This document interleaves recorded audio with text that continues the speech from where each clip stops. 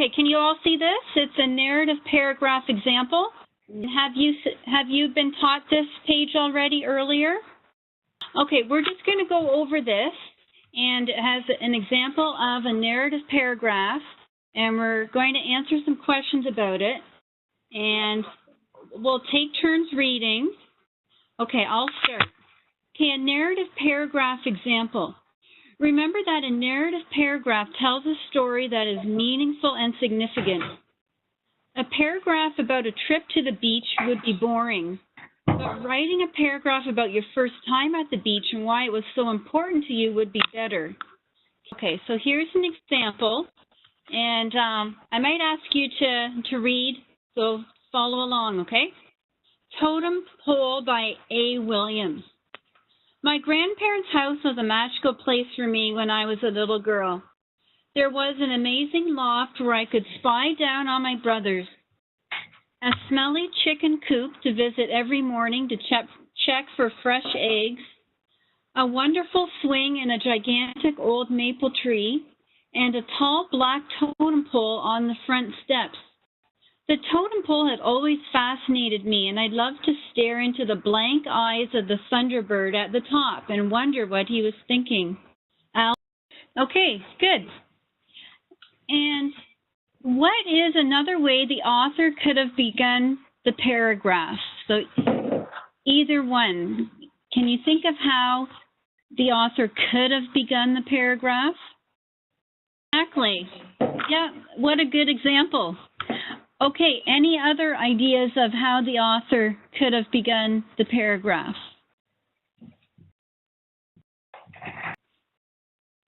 Well, it could have begun with a question or with an exclamation. But it's a good thing that it didn't start in what way? Can you think of a way that would not be as enticing for a beginning? Okay, yeah, with once upon a time. Okay, number 2.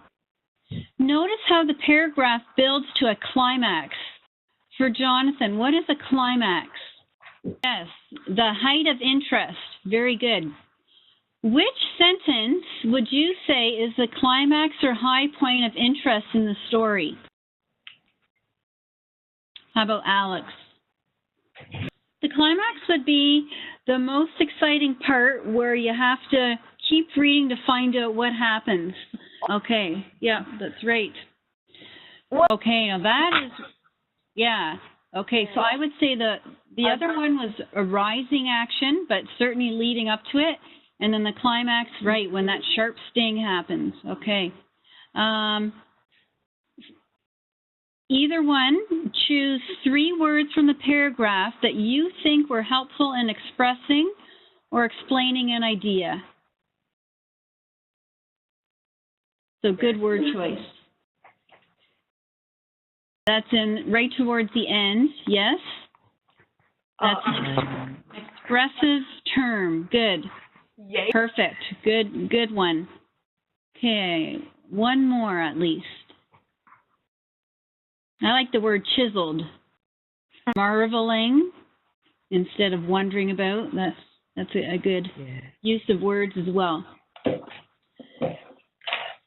Okay. Why were these words helpful? So why is good word choice important? Yes, for sure. And it makes it more memorable too. Yeah. What do you think, Alex? Yeah, see, that would be descriptive paragraph and descriptive writing and narrative writing. Sometimes they're intertwined, and it's all a matter of preference. Which do you prefer, narrative or descriptive, or a bit of both? Writing is telling the story, and descriptive is, for example, describing a maple tree, perhaps in 2 to 3 sentences.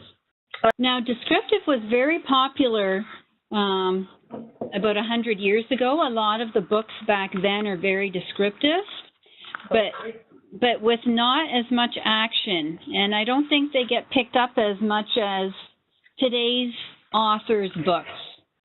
Would you agree with that? They're worth reading as well. They just might not be the top ones at the library. Okay. It's different styles of writing and different interests, right? Okay. Okay, so this time, you get to pick a topic for your paragraph. And, okay, it can be one of your choice, but you're explaining a story. Okay, so something is going to happen. Okay, so what happened? Why and how did it happen? Why is this event important to you? When and where did it happen? And then a title or catchy opening sentence. An event, a story in your life. Now, it has to be chronological, so it might start with first, then, next. Okay, so let's say you're talking about a trip to a tobogganing trip. You would start at the beginning to the end. Just make sure it's chronological and interesting and use good word choice. Okay, let's give about 5 minutes. Will that give you enough time to get some thoughts down? Well, this here is your brainstorming, but if you can put it into a paragraph like what you had done earlier and keep these questions in mind.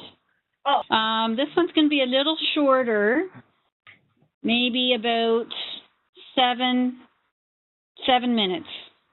Okay, so let's keep in mind that we probably have topic sentences and the beginning of a paragraph. So let's make our objective, is it interesting? Is it grabbing your attention? Does that sound fair?